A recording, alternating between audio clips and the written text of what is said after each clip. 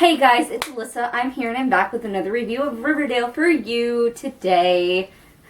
We're back from our 1 week hiatus. There's some things going on.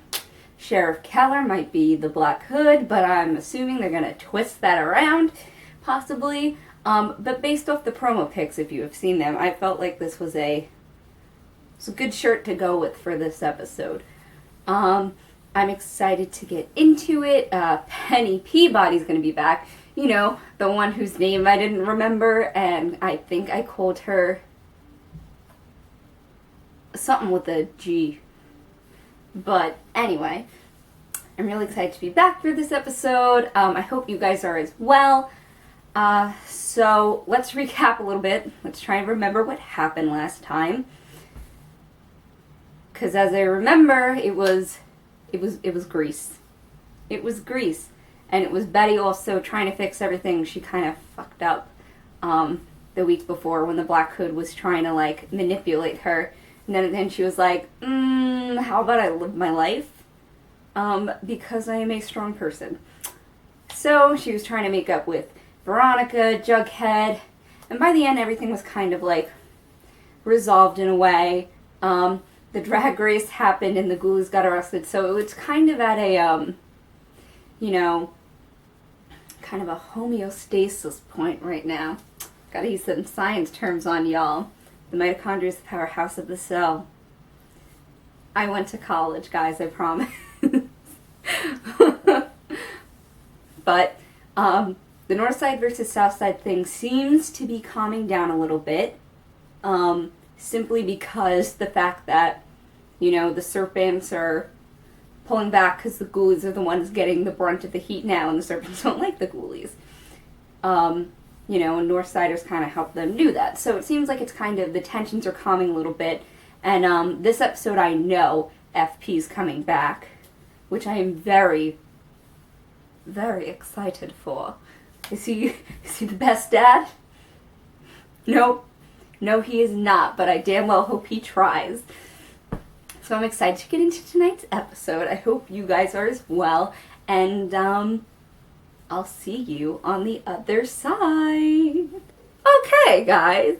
The episode is over, and I have to just say right off the bat, I loved it. I really, really, really enjoyed this episode. I think, I'm really enjoying their experimentation in style and really what they can do with this show. And also, I really enjoyed that this was more of an ensemble episode where, while we still had the core four going on, we also got to see a lot of other characters, and I really enjoyed that a lot. So, let's break it down storyline by storyline, of which there were 3 this episode.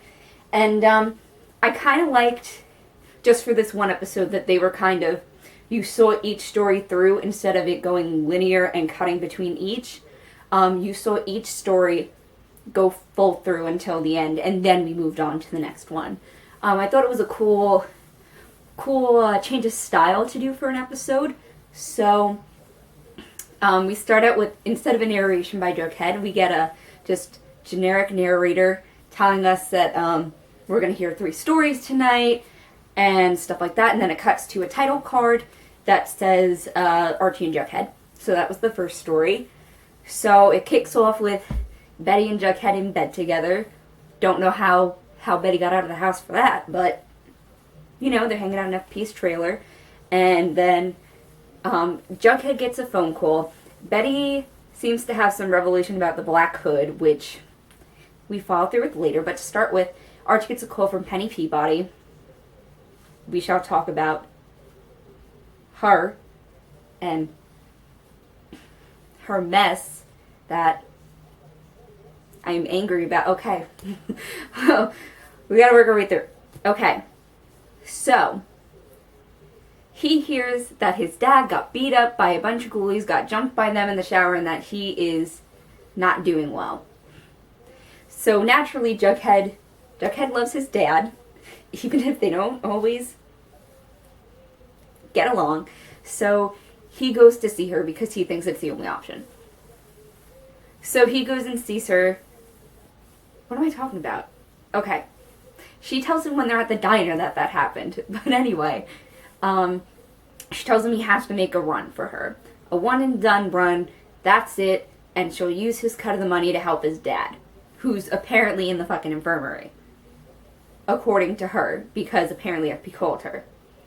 Now she says it's pancake mix, but we know it's gotta be some kind of drugs. But we don't know what exactly is in the box. It could technically be anything. It could be weapons for all we know. It could be snakes. We don't know.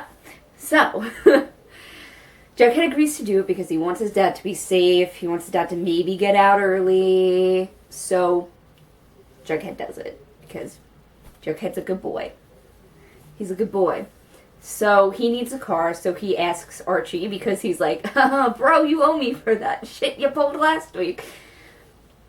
And Archie's like, okay, yeah, man, I got your back. Bros for life. Bros. Two bros chilling out in a hot tub 10 feet apart because they're not gay. I will say I really, really enjoyed the interactions between Jughead and Archie this episode. They were just fantastic. I love their friendship. It's good and it's fun and I loved it. And they were there for each other and I was there for it. So they get in Fred's truck, they head out, and then they pop a tire.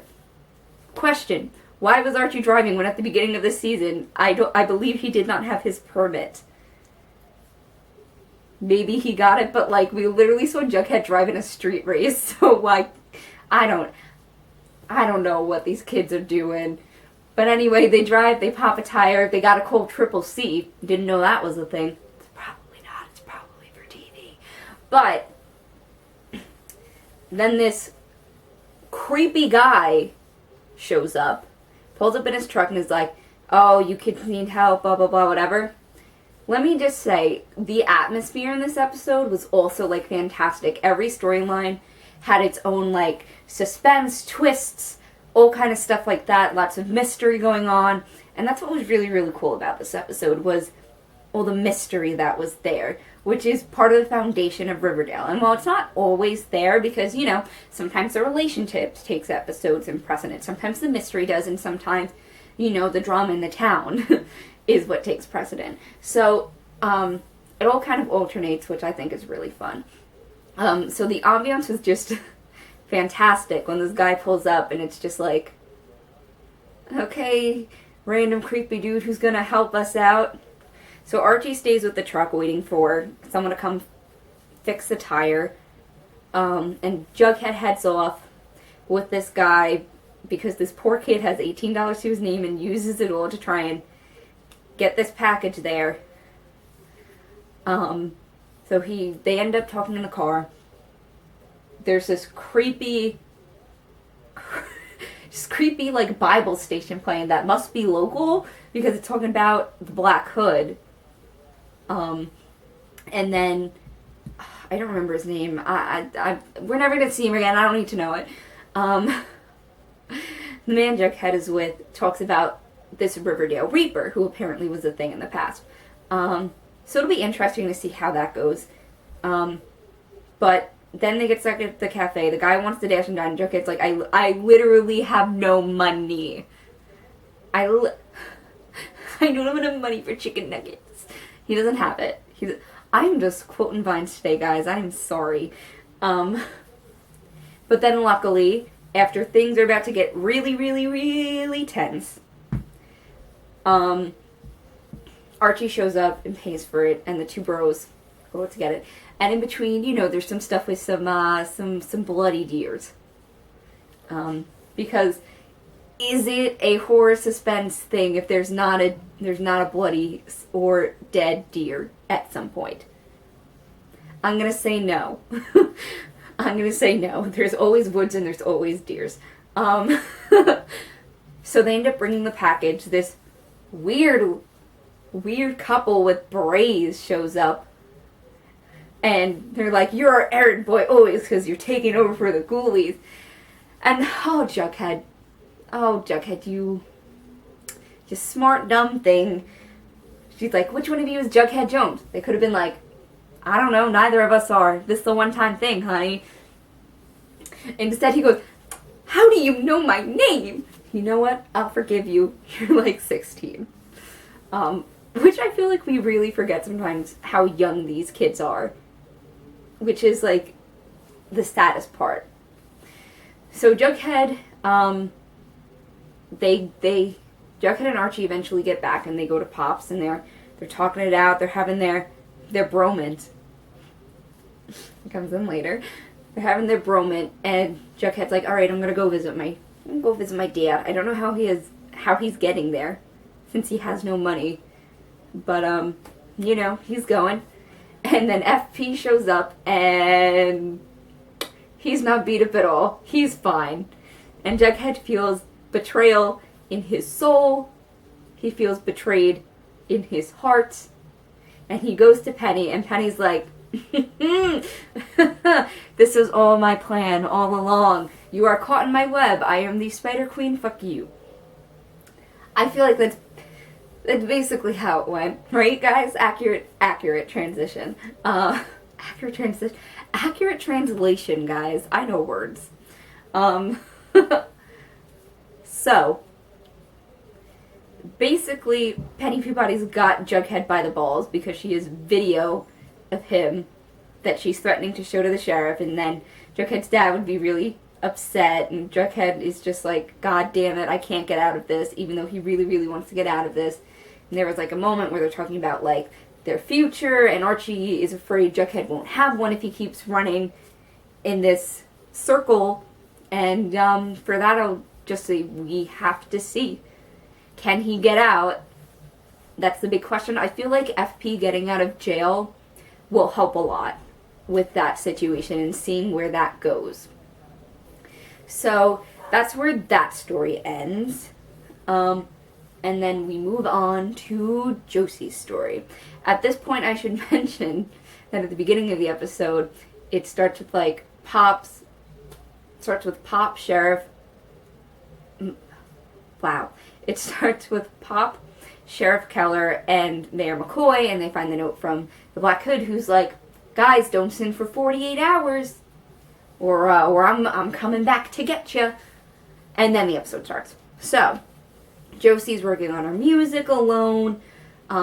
There's this creepy janitor that's kind of hanging around, but, she's fine. She's getting stuff from admirers, like a teddy bear with a note saying, I'm watching you, that was really, really creepy. But Josie's mostly shoving it off. Loved screen time for Josie. I think it was really great to see more of her. So I was really happy with that this episode. And we will get to that twist because I was shooketh. So, she goes home and her mom chews her out. She's like, I want you home before dark, blah, blah, blah, whatever. And then she also runs into Chuck, too. There's some stuff with Chuck going on in this episode, which it was kind of refreshing to see Chuck again. I'll say that word. Josie gets spooked after, she has a chat with her mother. She gets spooked in the locker room and has a confrontation with Valerie and Melody because she's been working on music behind their back, and Cheryl's been trying to help her to get in touch with a music producer. Cheryl's being a little, I'm filming, hi. That was my mama. Cheryl was being supportive and stuff. I really liked seeing them hang out together this episode because, last season we heard about how good friends they are, but we never really saw them hang out. So seeing them hang out this episode was, refreshing, reminding of that friendship. And also Cheryl's got, this kind of devotion thing going on because Josie helped rescue her from Nick St. Clair. But I don't understand why she's not as thankful to, well, we understand, but we'll get there, to Veronica, Melody, and Valerie, who, literally kicked Nick's ass. But that was the 3 weeks ago now. So, She ends up leaving and the second time. It's the second time. And she runs into Chuck. And Chuck's like, they get to talking. And at first she turned him down. You know, the day before she turned him down. She's like, ugh, no, you're misogynistic, blah, blah, blah, whatever. Granted, fair. This time she's like, you know what? Okay, fine, I could use a ride home. So Chuck takes a detour and they go to Pop's. And they end up having a kind of decent conversation. And, you know, you kind of see Chuck's willing to change after everything that happened. And maybe realizing that what he was doing wasn't right. And if they want to give him a redemption arc, I'm okay with that. I just want to see, like, where it goes and how what happened in this episode will affect him later on, because that was kind of fucked. I felt bad at the end. Because I feel like he kind of genuinely was trying to better himself. Because he realized he was being a shitty person. And, you know, I feel like people can change if they're given the chance to change. So, they end up dancing, and they had some smooth moves, and let me just mention the music this episode. It was so good. Like, I'm gonna need a playlist of this episode's music, because it was that good, guys. It was that good. Y'all know, you were there. Hopefully. I'm gonna hope you guys were there, if you're on this journey with me. So, they end up dancing, and Mary McCoy comes in all mad. And she's like, we're going back home because no. And then she ends up confessing to Josie that she's been getting a lot of death threats recently, and that the last one mentioned Josie, and that ended up freaking her out a lot. So Josie goes to school the next day, and in the music room where she practices, there's a drawing and a pig's heart. My immediate thought was it was the janitor. That's immediately where my mind went to. I was like, case solved, it's the janitor. Even though they accused Chuck, and I felt really bad for Chuck, because he genuinely didn't do that. If Chuck did it, I would have been like, get him. I would have been like, he's gonna catch these hands, get him.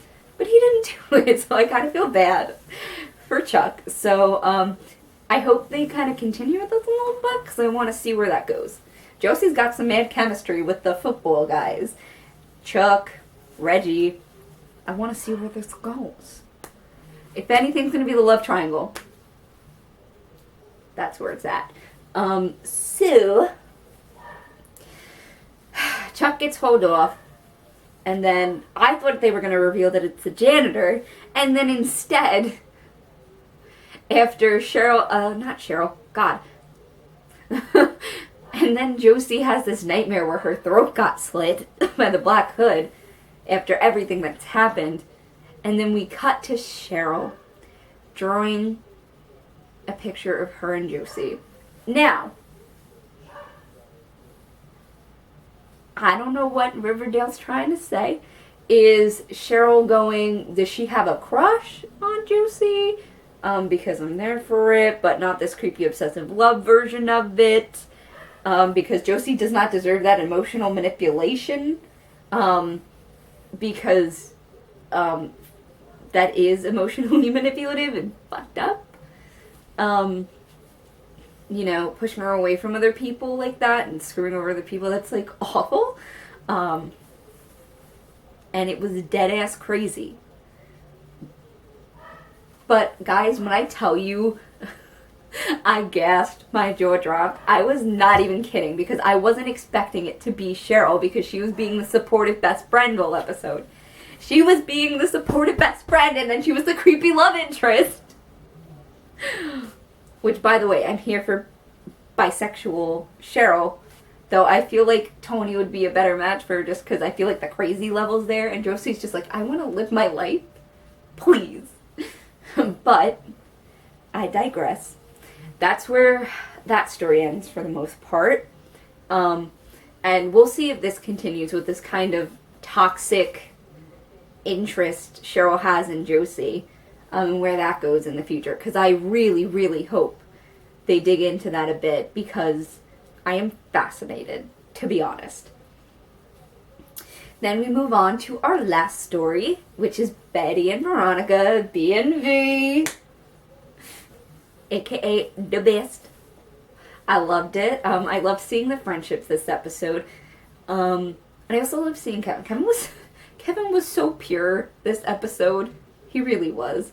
He had like the little game set out, and I was just like, you precious soul. So we start off back at the trailer where Betty gets the idea in her head that Sheriff Keller is the Black Hood, and she's committed to this theory. She's committed this whole, their whole part of the episode. It's Sheriff Keller. And Veronica, you know, of course she's got to bring her girl into it. They got to investigate together. They're a team. Yes, I love it. Besties, getting stuff done, investigating. So they start looking into it, and Veronica's like, oh, he's having an affair. Because Kevin starts telling them about his dad acting weird, leaving early, not eating, stuff like that. And Veronica's like, he's having an affair. And Betty's like, he is the Black Hood, mark me down. Scared and horny, that's it. So they start investigating. Veronica decides to go on a sleepover with Kevin, which was really cute. One thing I find like interesting and actually really, really weird is that they start off the series with Kevin being like Betty's best friend, but we don't see that. We've seen Kevin hang out with Veronica more outside of school than with Betty. So I feel like I need to see more Betty and Veronica, Betty and Kevin together. So Betty's working on they're both working on their angles of what they think's going on with Sheriff Keller. So Betty goes with him for an interview, trying to find out what happened with Mr. Phillips and how he got shot and everything, and she claims she's doing a follow-up on her story. And Sheriff Keller's like, oh, like, he broke in, this is what he did, blah, blah, blah. And Betty's like, still like, he's the Black Hood. It's him. Like, she's got blinders on. And Veronica's trying to be like, sweetie, it's not that serious, but okay, we'll try. So Veronica goes for a sleepover at Kevin, and they're bonding, and it's really cute. And she goes down to look for drinks, that's her excuse. And she ends up finding Daddy Keller in the basement. working it out. He had it going on. We can all admit it. He had it going on. He did. And I was surprised. I was like, what is happening here? But they ended up talking. We found out where Mrs. Keller is. She's in the Navy. And she's stationed way overseas.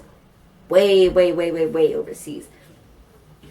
So, that was something cool to find out.